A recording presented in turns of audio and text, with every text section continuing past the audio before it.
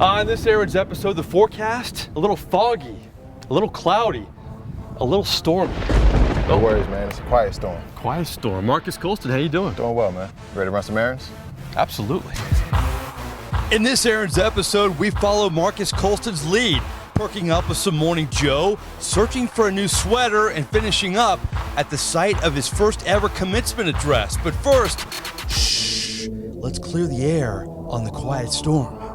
Yeah, I have a theory on you. People think you're quiet. I think you're just reserved. There's a difference. Is that true? Yeah, it's pretty accurate.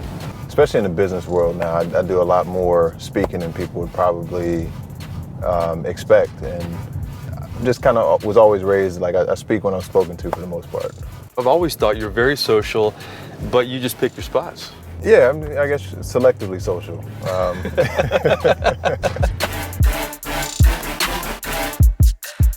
Your path as a football player, you weren't a big recruit, 7th round pick, you almost weren't drafted, but you were a great player in the NFL. How would your life have been different if you would have been that big recruit, if you would have been that first, 2nd round pick? That's a really good question. I mean, I think the way that I came in and the way I got here, it changed my perspective completely because I always realized that, I was kind of here by the skin of my teeth, and, none of it was promised. Colston's career got off to a terrible start. His first impression with Sean Payton at the Saints rookie minicamp was a player who wasn't comfortable in the NFL. Why was the first impression so tough with the Saints? I think it was a combination of I had never been in this kind of heat and humidity before. So I wasn't in, football shape. Was there a turning point in that training camp? Was there a practice? Was there a play? Was there a moment you thought, you know what, I'm going to be okay, I'm going to get this? No, there never was, and I think that's why it ended up the way that it did. Right, that makes sense. Yeah. I never allowed myself to get comfortable because I always, in the back of my mind, I always had that rookie minicamp, that memory and that feeling of like my job is really not. I don't really have a job right now. Right. Okay, our first errand. It's kind of early. We're getting some coffee. Got to get some caffeine and get going, man. Yeah. This is kind of overcast day. Makes me feel a little groggy. You get these lattes, you get crazy, or what are you? I don't work out as much anymore, so I try to watch the sugar. Thank you for choosing CC's. What can I get started for you this morning? Can I grab a tall espresso number 22, please? A tall 22. Anything else for you? The quiet storm, you know when to speak up a little bit. He could hear you in the drive-thru. That was good. Out of the receivers, all you guys like coffee? Because not everybody's a coffee drinker. No, not everyone. Yeah. Meacham, coffee guy? Not as much. No. Lance? Nope. Devery? Nope. So you're the outlier. Yeah, I might be the outlier. Okay, there you go. It wouldn't be the first time. Okay. All right, thank you. Come back and see you. All right, appreciate it. Man. There you go. Yep. All right, so a little coffee. Where are we going next? We got to go pick up a sweater. Okay. You got a big weekend coming up, so you got to look right? Yeah, I got to look the part, man. Got to look the part. Let's do it.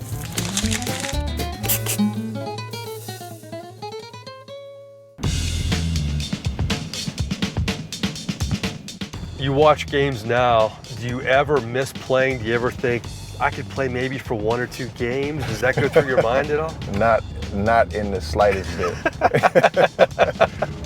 I knew, like the first game that I saw live after I retired, right. I knew I was on the right side of the sideline. Really? When I saw that hit, I was like, man, I don't know how people can do this. You don't miss that, do you? I don't miss that at all. Okay, you have the most touchdowns of any Saint in the history of the team. You have the most receiving yards. I don't want to get you angry, okay? But a lot of fans are angry about this. A lot of members of the media are very surprised by this. How on earth were you never a Pro Bowler? That boggles my mind.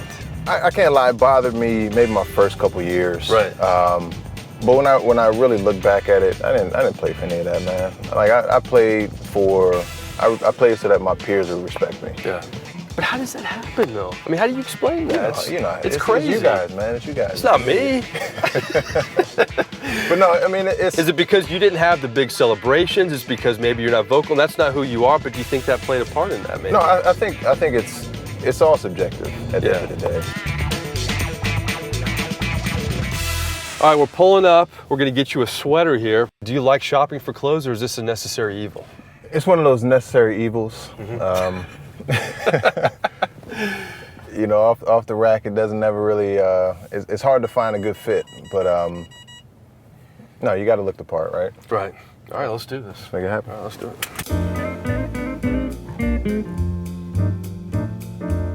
Very good to see you. Likewise, Very good to see you. thank you. You have a brand you like, or are you wide open today? The brand that fits. Yeah, I'm easy, man. Let me see what we got. I don't know, Mike. I'm looking for crew neck sweaters. Let me show you. All right, baby. We have this one here in the white. We also have it in the gray with the RL on it.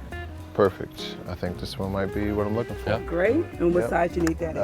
Extra large, please. For last errand, you're going to have the commencement speech for the University of New Orleans. I know you're excited about that. We're going to head there for our final errand, right? Let's make it happen. All right. Looking Gotta get forward to ready. it. Yeah, man. All right, let's do Look it. forward to it. Let's do it.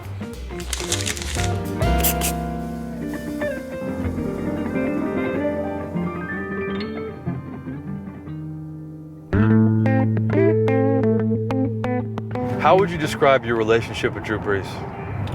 I mean, Drew is I mean, it's weird because he's somebody that, as a fan, I always looked up to. You know, so when I got here, it took me a while to kind of build up the courage to speak to him, because Really? I kind of saw him in a different regard. I mean, to have that relationship that started with Drew, where you were kind of nervous at first, to catching more touchdown passes from him than any other receiver, I mean, what does that mean to you? I mean, it means everything. I mean, there's a certain level of trust that we built over 10 years that, you know, there were times where, you know, we would just see the field the same way, and we were just kind of making it up as we went along. Right. We would always talk about there's rules guys and there's guidelines guys. And, you know, there were certain things that Lance and myself that we were able to do on the field. We became guidelines guys. Like, these are the kind of the parameters that you play within, and whatever you do in here, just make sure it works. But the rookies coming in, you're rules guys. Like, whatever that playbook looks like, that's what you do. We're heading to UNO, where you're going to give the commencement speech. How long is it? How long have you prepared? And what's the theme of it? So I've been preparing for it for about 2 weeks. I've rehearsed it, and it's kind of came in at that 15, 16 minutes. Probably will be a little nervous, so it might be a little quicker than that.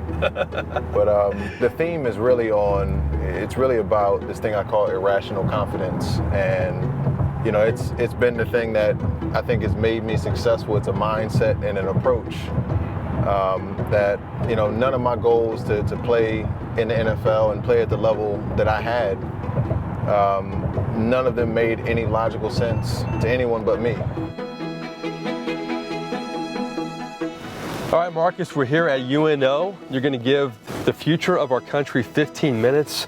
I don't think you gave me 15 minutes in 15 years, but I really appreciate that. I really enjoyed it. No, man, it's been a pleasure, man. Thank you, guys.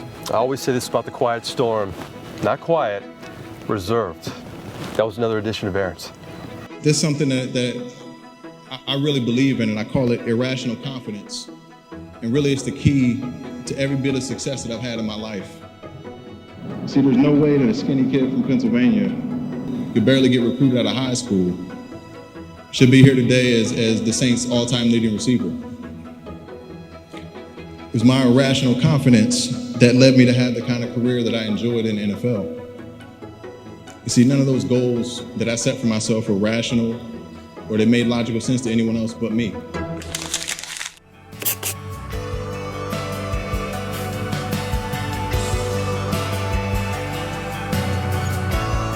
This episode of Errands brought to you by Bridgestone Tires, the world's largest tire and rubber company. Bridgestone, your journey, our passion.